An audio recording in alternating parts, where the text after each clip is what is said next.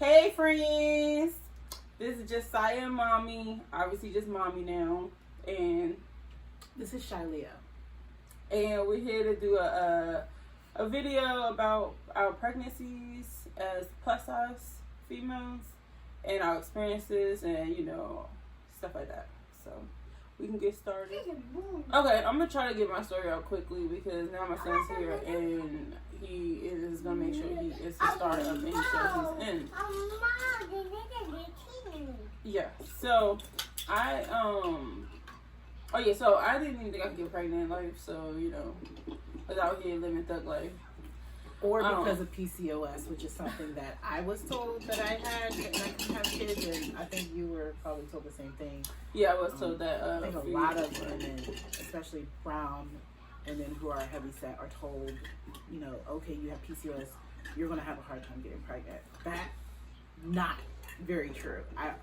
Almost everyone I know who has PCOS has a kid. Yeah, I mean they tell a lot of women that too. Like most people with the PCOS, they always seem to go that route. Like, but see, the reason with mine is, like I said, I'll go into further details later. I was actually told permanent, like you're infertile. That's like the extreme version. Like, saying that you might have hard times conceiving in the future is one thing, but saying you're infertile, of course, to me, I'm not ever gonna think that I can have a child again. I mean, in that state of mind when you hear something like that at a young age too. So I found out in like 2014.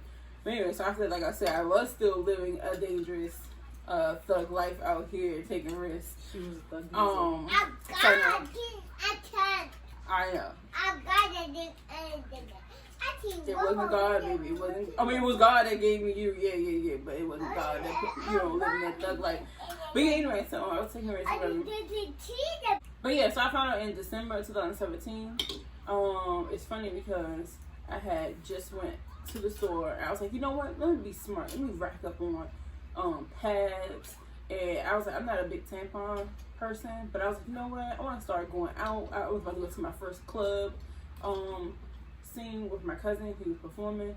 So we're about to be out here doing different shows and all that. So let me rack up on some tampons for just in case purposes and all that. I just really spent some money on pads and tampons, literally the same week. And so then like a week later, my period's supposed to come. But again, with PCOS, it gives you a lot of symptoms. So the nausea and the feel like I have to vomit and stuff like that is kind of normal for most part. But yes, baby. So, but I never got my period. I was just still feeling all the symptoms. I can feel the, the pain and cramping and stuff, but nothing happened. But then I was kept getting dizzy, and I was like, okay, this is weird. What's happening? I must be tired because I'm out here running the street. I immediately thought she was pregnant. Yes, everyone kept saying it. But like, it's funny, when you're friends, you always joke about that. I always joke about it to her, just about it to my friends. Like, oh, you're pregnant. Oh, there might be pregnancy. But this time was different. I felt it in my spirit. Like, yeah. I felt it. So. And then I had before, because I had just went out the week before. Like I said, my cousin had performed.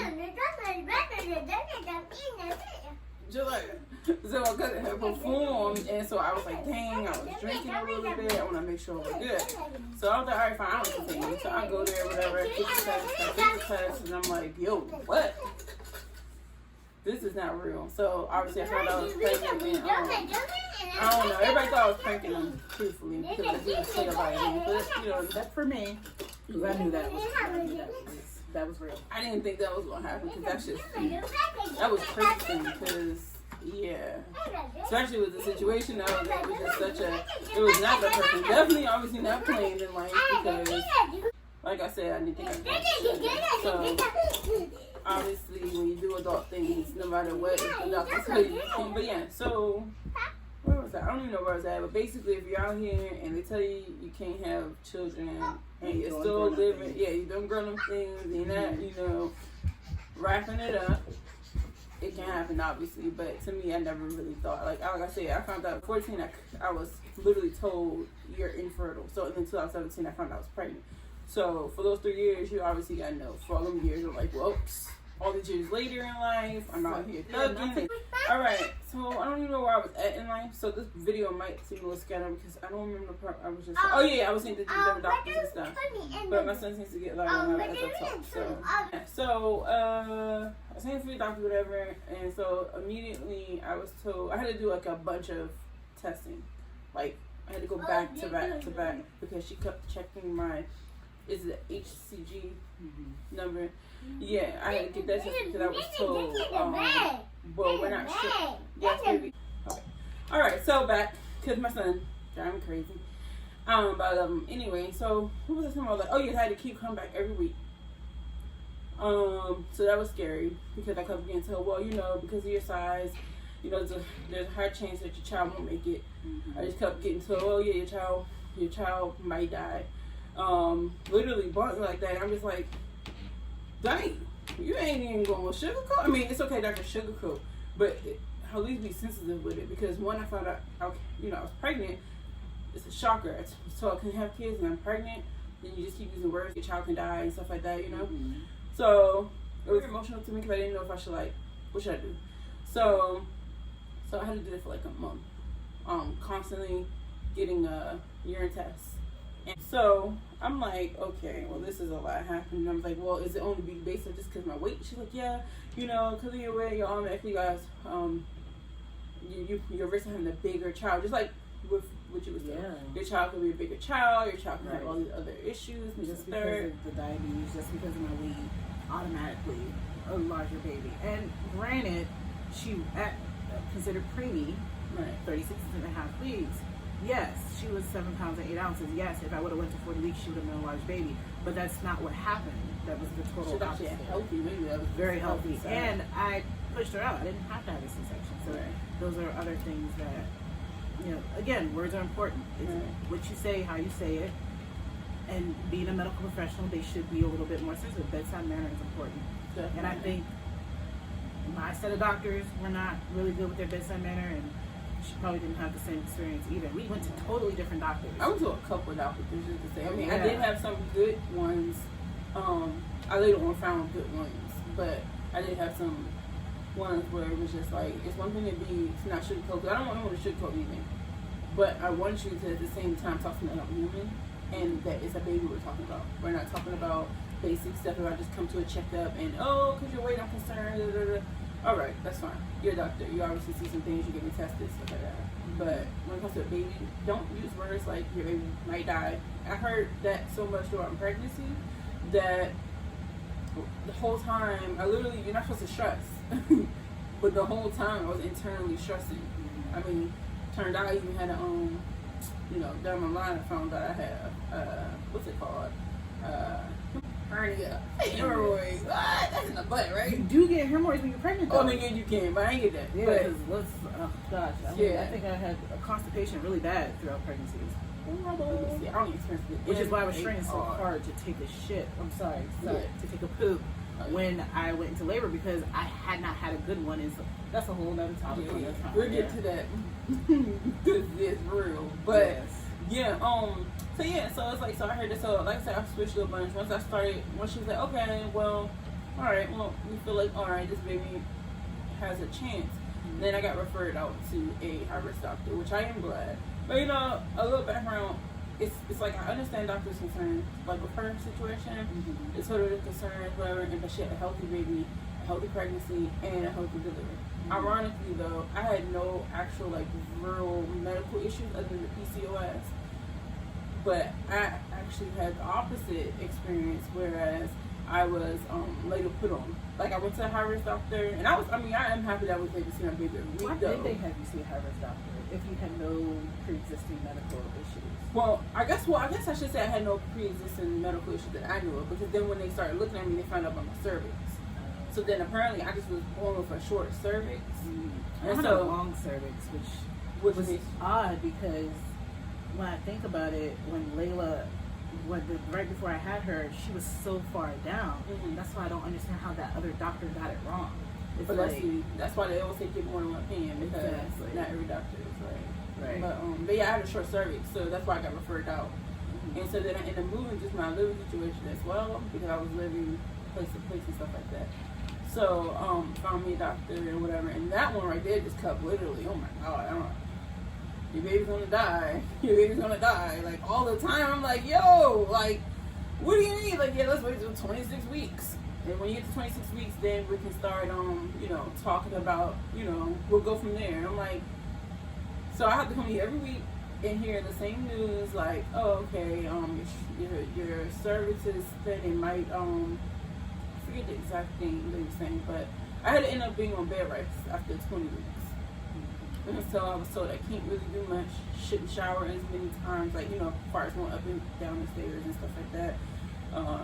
Carrying stuff, I shouldn't stand up too long, all that stuff. So I did that, and I'll talk about that too in another video, maybe. But it was a lot to, like, first of all, mind you, a little more background, obviously when I got pregnant, I'm by myself. So single pregnancy, everything. So how am I supposed to get my own groceries? Mind you, I was taking care of my grandma to groceries.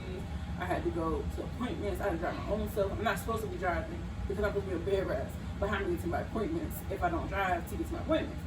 But whatever. So I went through all that motions, and then I was doing everything I was told to do. I mean, everything advised. I actually lost weight as well when I was pregnant. I wasn't gaining. Stress That's what they said. You being large and not being able to, or possibly lose your baby. Yeah.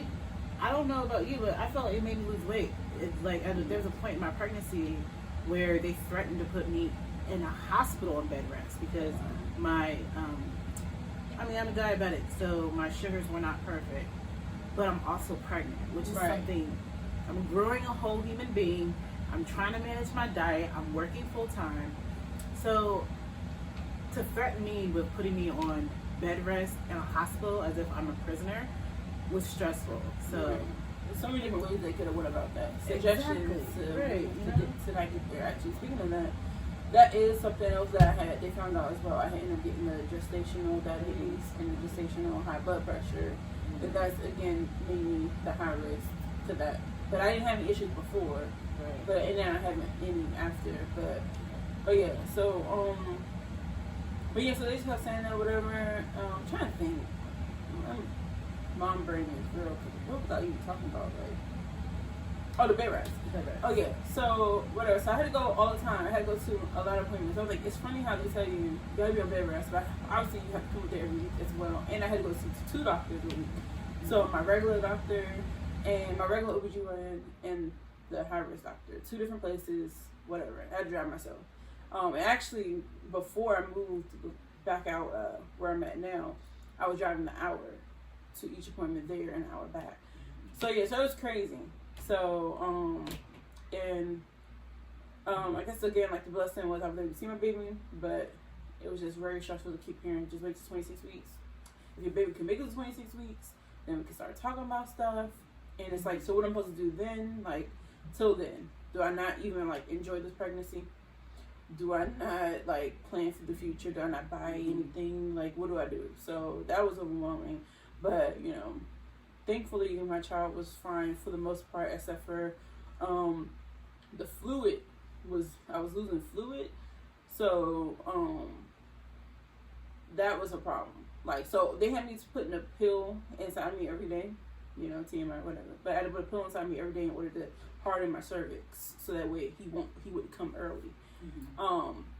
So that eventually, then it got too hardened, which is ironic too, because so basically I had to do that pill to a certain amount of weeks. But I kept asking him, I was like, you sure I should be still doing this? Because when it comes to delivery, wouldn't it make it harder for me, which would make me automatically have to have a C-section, which I don't want to have, unless I have to, of course, for safety purposes. And he kept saying, no, just keep doing it. Then he would tell me, oh, you know what, you're past 26 weeks. You can get off bed rest. I'm like, this advice seems very confusing to me. You tell me I'm very high risk and that I should be on bed rest, but you tell me I should maybe make it lighter bed rest. I will be okay a little bit after 26 weeks, and I should maybe move around more. But, again, when doctors tell you stuff, you make that decision for yourself. I make sure I stayed on bed rest. I don't care. You can't advise me one thing and keep mentioning I'm maybe going to die, and then turn around and say, well, you can do a little bit more now. No, I'm going to keep the same energy because I'm not putting my child at risk or myself. And then at the same time, he said, well, you keep using the pills until a certain amount of weeks. But mind you, I stopped putting the pill in me, though. after like 32 weeks, just because the process of it is gross. Also, I started thinking about it and I started researching. And I'm like, well, if I'm at 32 weeks, I'm at a safer point. I mean, it's still, your child comes, that early, still has, they can have issues and stuff. But I was reading online how, like I said, it's hardening my cervix. It's setting me up for a C-section. I did not want to be set up for a C-section because I know they push for C-sections because it's bigger money. You know what I mean? That's a whole surgery. You require more things, more medicine and all that stuff. Anesthesia, automatic epidural. Exactly. Yeah, it's a money market, So it's like I knew that stuff from already, and I'm like, but sometimes the quickest way to die. And that too. And I'm like, if I'm already high risk, they already told me that I was high risk, and that wouldn't be a good idea. C-section makes you at higher risk for infection after you have the baby. Right. I mean, like, and I'm prone to keloid, so yeah, it's just. I mean, brown people in general do not. They scar. So, right. You cut into a brown person, and it heals with the scar. Mm-hmm. And they still get paid. It's the kicker. Right. So it's like I was like, nah, let me not do this. Mm-hmm. So I made sure I stopped, but it didn't help me too much because well, I guess it did a little bit because what happened was I ended up only dilated a half of 1 centimeter, and that's because when I was in the hospital. So let me fast forward to that real fast too. When I actually got so I had my child early. I had to be induced because, like I said, I was leaking the fluid. So they was like, I had to schedule. So I picked a week. I keep forgetting. I have to go look. I think I had him at 37 weeks and 5 days. So basically almost 38. So yeah, so I scheduled it that day or whatever. And when I was in the hospital, that experience was a mess because it was terrible. I wanted to cry for her. I could not understand their process. She looked like she was in pain. She was definitely in pain. Right. I don't even know. I think did they give you your epidural before I got to the hospital? Because I went to the hospital. I got it after you. Yeah, that was ridiculous. That was after 20-something hours. Me and your mom were asking for it. It was crazy that it felt like they just wanted her to be in pain, and I'm pretty sure that's not the case. But the reality is that we're asking for help and we're not getting it. But here's the thing too. When I got induced, I got talking through the process. I was supposed to have something to soften my cervix. They supposed to physically do something, and then have me take the pills, the medicine, the little crumbs, whatever it was, they could make me take. And I had to take that a couple times. But they never did the softening part. And I kept saying, well, is that a setup? Should I do this? And then while also, I think it's potassium that's inside the IV at the same time to induce my labor. But then they didn't soften the cervix. Remember, my cervix is hard now because of the pills. And so I'm like, well, then I need to move around. I know I did my research. You do not give birth laying down. You have to move around, gravity, all that. So every time I would get up, they would harass me. Now get in bed. You need to be in the bed. We want you to be in the bed. I'm like, how am I supposed to get anything started if I'm just laying here for like hours? And mind you, also, I am contracting. Well, by then, in the beginning, it was every few minutes. But then eventually got to every other minute for hours. And that was painful. And I'm just like, something's not right. Like, I kept asking them, shouldn't you soften it? Like, if I'm not, and I wasn't dilating. It took me, the only reason I was able to do 0.5 is because I snuck into the bathroom, I closed the door, and I sat there and told them I was using the bathroom, doing number 2, not really though, but just sitting there for a long time. And then they just kept harassing me, knocking the door, ma'am, I need you in the bed. Right, which is interesting that they let you go to the bathroom and go number 2, because I got to the hospital, I'm like, I gotta go to the bathroom. And she was like, you gonna lay on this bed and poop. I'm like, really? Like, I can't have a private moment? No, because you're gonna push too hard, your baby's gonna come out. Like, but see, you were dilated. Right. You had more of a chance to push your baby out. From my understanding, when I got to the hospital, I was 7.5 centimeters. Right. I wasn't at 10 centimeters until like 1 o'clock in the morning. 7. I was at 0. I don't think you can push a baby out at 7 centimeters. But like you it could push. I don't know. Or maybe I could have ruptured something. I don't know. Again, maybe, I'm not a medical professional, so maybe there was a reason why I had to poop on the bed. I get yours. Yeah. Okay. Mine, it was nothing. It was like me being at home. Like, it's 0. Nothing was happening. So, and then finally, when they came back and checked, they was like, oh, you're 0.5. I'm like, cool. So I'm like, here's what I did. I got up and I sat on the toilet so gravity could do something. Like, oh, well, you can't do that again. When you use the bathroom, you have to move quick. So they kept, like, watch me, like, when I got up. So I would always see the monitors and stuff. And they kept coming in and out anyway and talking to themselves, too. They didn't even, like, tell me what's actually happening. Right. The whole time, my son was losing oxygen, and he was the numbers was looking bad. So imagine when I'm in the room, it's just me and my little sister. So I'm not looking. I don't know about that stuff. So also I'm in pain. So you know what I mean. I'm not like studying the sheet and stuff like that. Well, like when no contractions are coming. Yeah. Like I think somebody came in the room when I was contracting. She was like, "Why don't you smile? You smile when you get ready to push out a baby." Like my body, like also again, I can't get off the fact how bad I had to poop, but I'm gonna just keep going back to that. Like that's how uncomfortable it was for me. So like when you have people in your face and you have people not telling you information, like it's frustrating. And that's what it is. It's like a shit show. Like seriously, a lot of shit. Sorry, but but yeah, it's I mean a lot of poop. Dang it. Cause I gotta figure out how to do the sensor thing on it. But yeah, so it was just, let me try to wrap this up. I'm a lingerer. They never told me that something was happening with my baby and his oxygen. They just kept telling me how I need to be in the bed. And I kept asking why. They put the oxygen thing on, they kept moving, ingesting the little things on me, monitors, and kept coming in. And then finally, she came, my mom came, hours later and stuff like that. And so I'm like, something's not right. Like, I'm literally having contractions back to back to back every minute. Nothing's moving. I'm like, at this point, can I get some medicine or something? I'm in pain dealing with this. Like, no one's telling me anything. And then to find out in the background was because they were basically playing Russian roulette. The doctor came in. She literally said to me in my face, well, because my mom, finally was like, something's not right. You need to get her a C-section then, emergency C-section or something. And she's like, well, she come in, she's like, yeah, the numbers are dropping pretty low. This, of course, bad things can happen. She's like, I'm willing to take a chance to see if he'll be able to catch his, if his oxygen level can go up on his own. I'm willing to, take that bet and see. I'm like, willing to take a risk with my child without even letting me know this whole time that's why I shouldn't be getting up, and that's why you guys kept harassing me about sitting down. You guys didn't, I get if you want to scare me, but you should let somebody know the oxygen numbers are going down. Like your baby's losing oxygen. That's something I should have known. I should have been 20-something hours in pain just sitting there, and it should have been 20 hours or something like that. With the situation, it should have went ahead and did a C-section because that's what they end up having to do anyway. So it was just like 10 o'clock. Why did you think? You've been there since the morning. It's ridiculous. Or was it the day? No, it was the morning. I was able, the day before. I actually checked in. Yeah, so it's like crazy. It was just like, why did you choose that? Why? And then for her to say in my face, like, yeah, I'm willing to. So it's a 50-50. That's not a chance I'm willing to say, oh, I can't be a C-section now. I think I'll just wait and see. Lady, it's not up to you, but okay. Yeah.